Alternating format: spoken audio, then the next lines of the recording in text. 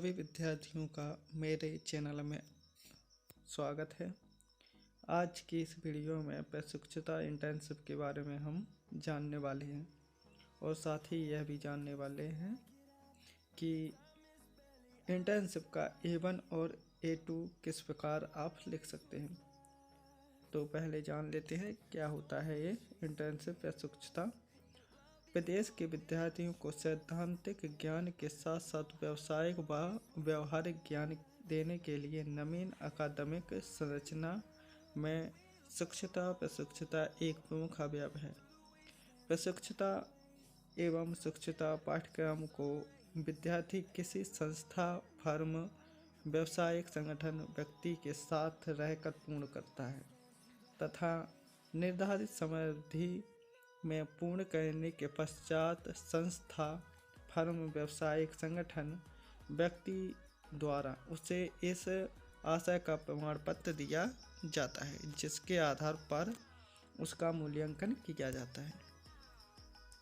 तो यहाँ पहले समझ लेते हैं कि इंटर्नशिप का आपको एक प्रमाण पत्र दिया जाता है और किसके द्वारा दिया जाता है। जब आप किसी संस्था या फर्म या फिर व्यावसायिक संगठन या किसी व्यक्ति के साथ यह कार्य पूर्ण करते हैं तो आपको इसका एक प्रमाण पत्र दिया जाता है जिसके आधार पर आपका मूल्यांकन होता है, अर्थात आपकी परीक्षा होती है, मौखिक परीक्षा, जिसमें आपको अंक दिए जाते हैं।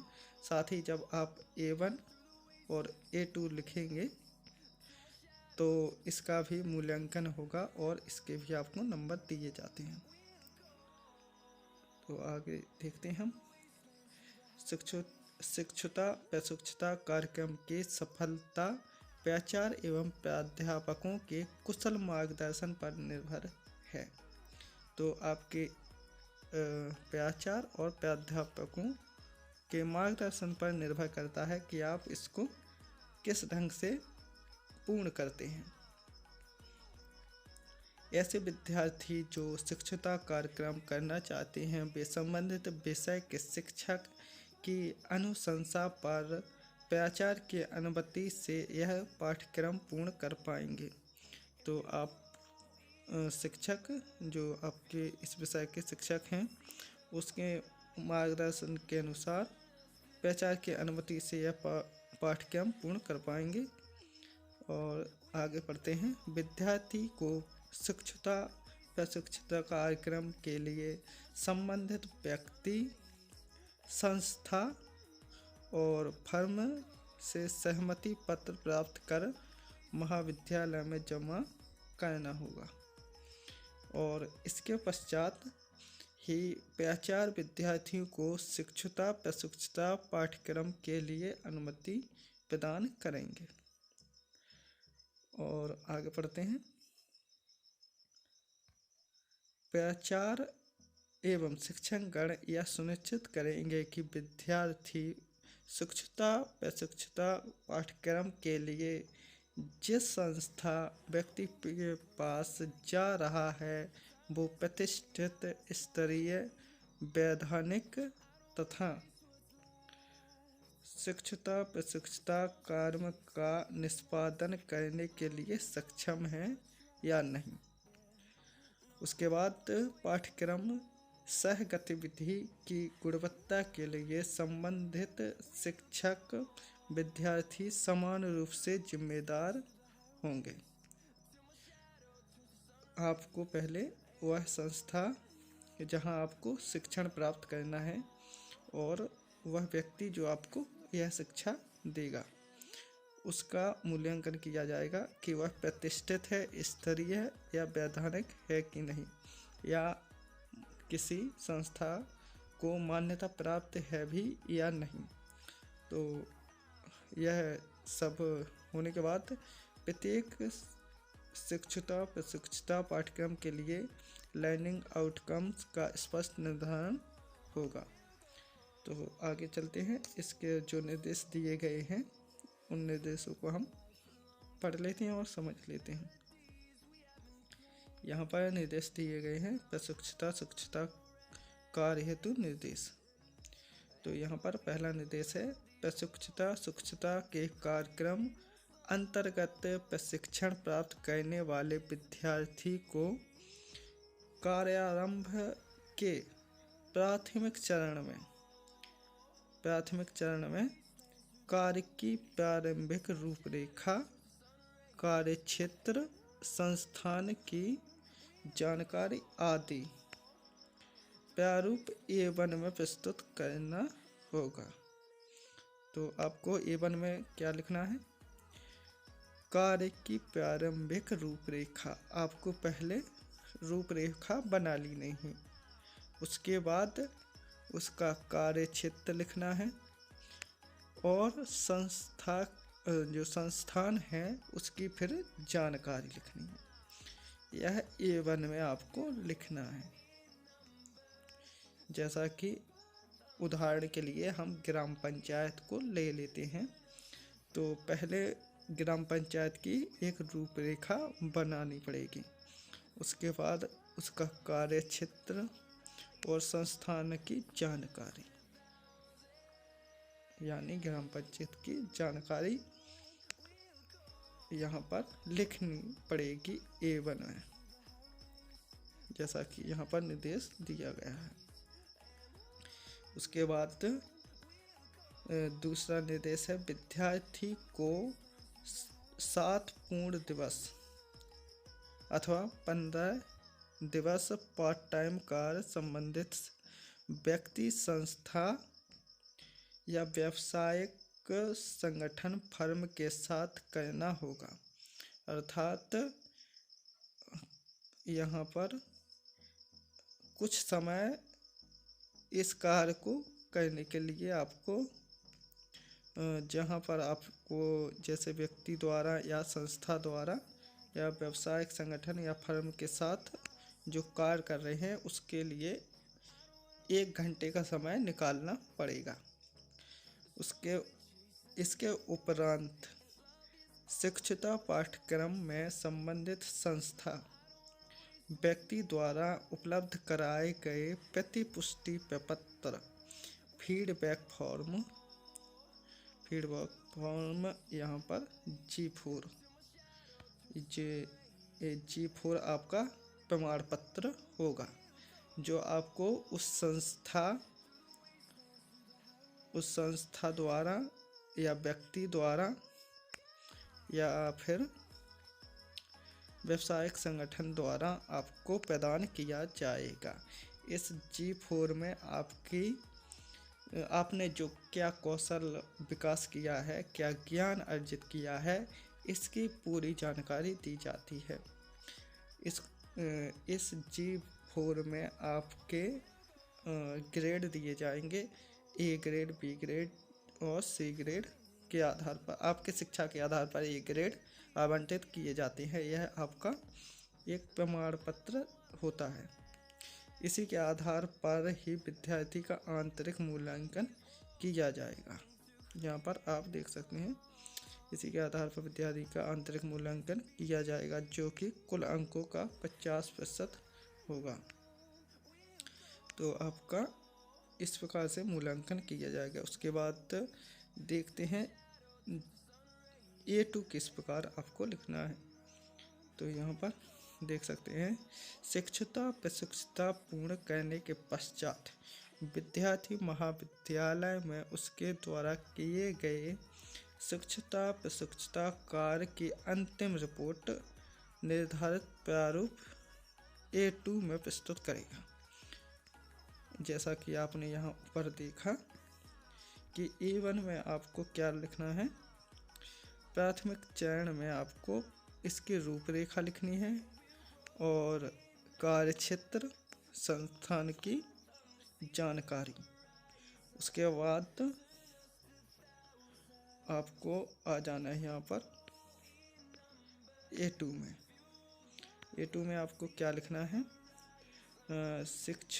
शिक्षुता प्रशिक्षुता पूर्ण करने के पश्चात विद्यार्थी महाविद्यालय में उसके द्वारा किए गए शिक्षुता प्रशिक्षुता कार्य की अंतिम रिपोर्ट निर्धारित प्रारूप A2 में प्रस्तुत करेगा।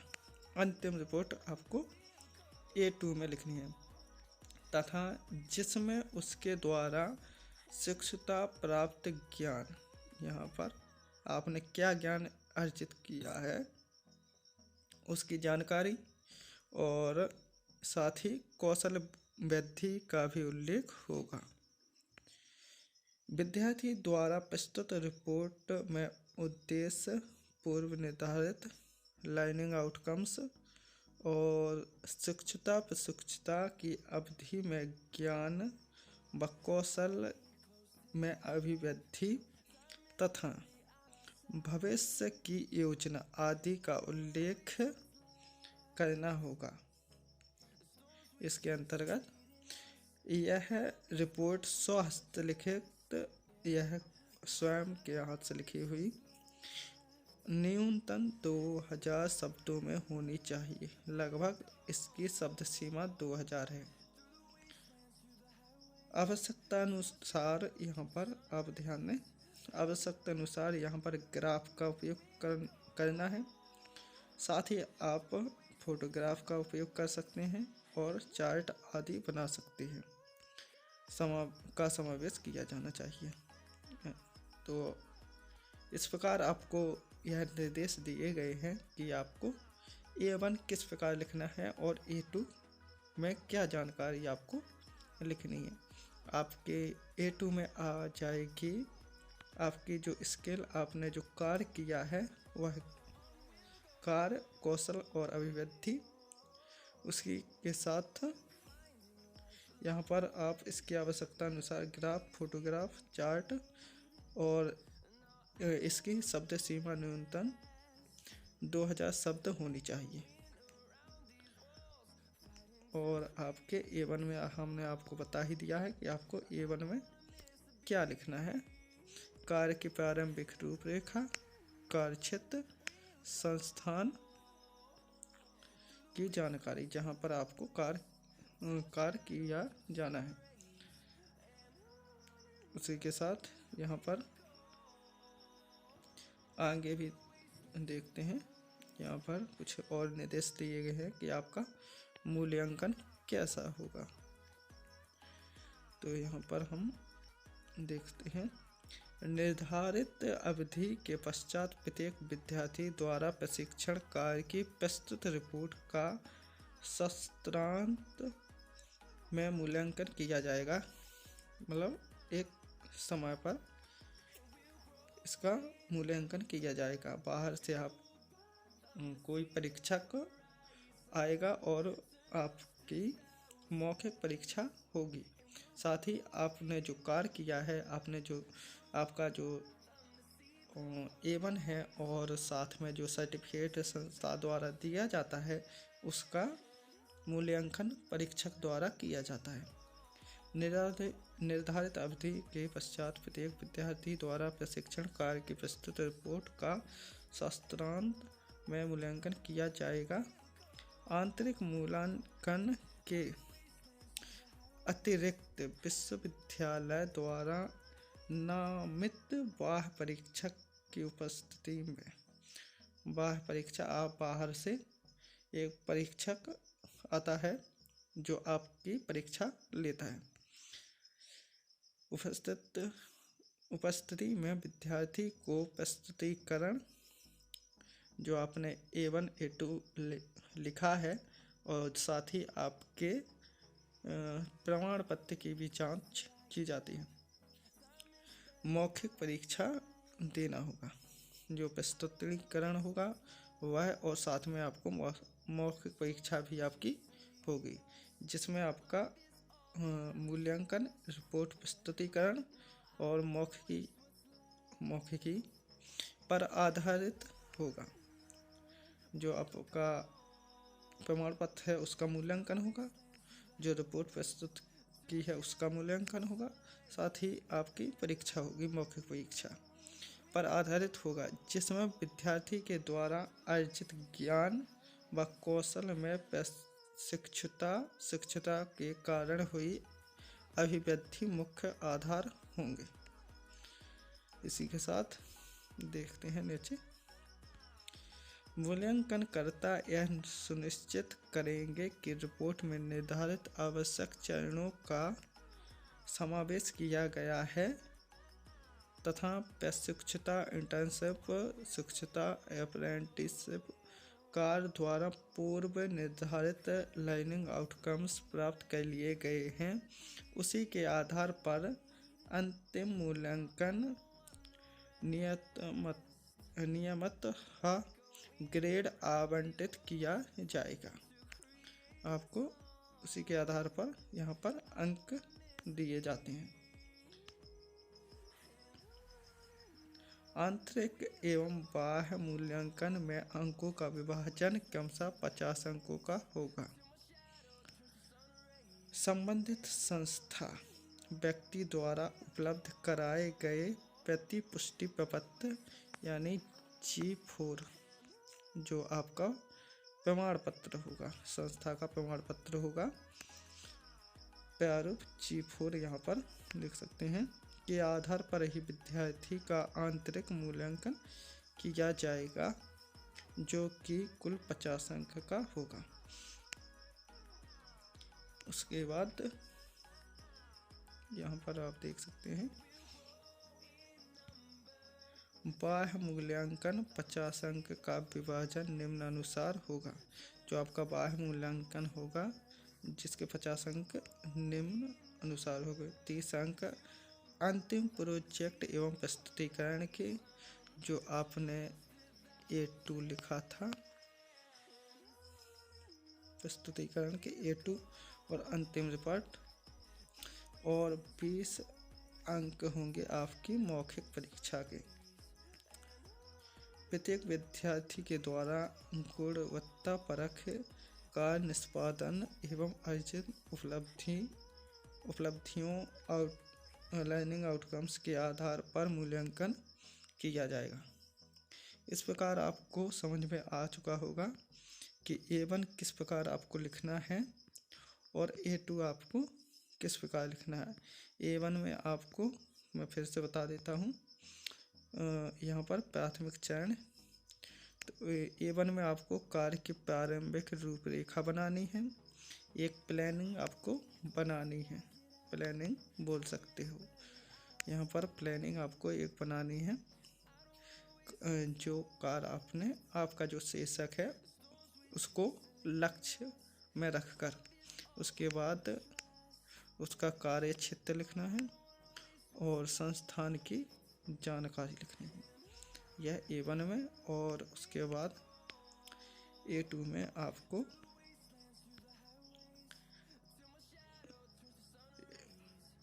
आपको क्या लिखना है, जो जिस भी संस्था से आप यहाँ पर देख सकते हैं, जिस भी संस्था से आप यह इस को लक्ष्य करके लिख रहे हैं, तो उसमें प्राप्त ज्ञान और कौशल वृद्धि का उल्लेख करना है। इसमें द्वारा प्रस्तुत रिपोर्ट में उद्देश्य पूर्व निर्धारित लर्निंग आउटकम्स यहाँ पर लिखने हैं। स्वहस्तलिखित होना चाहिए और न्यूनतम 2000 शब्द सीमा होनी चाहिए। जिसमें आवश्यकता अनुसार आप ग्राफ और फोटोग्राफ्स एवं चार्ट का उपयोग कर सकते हैं।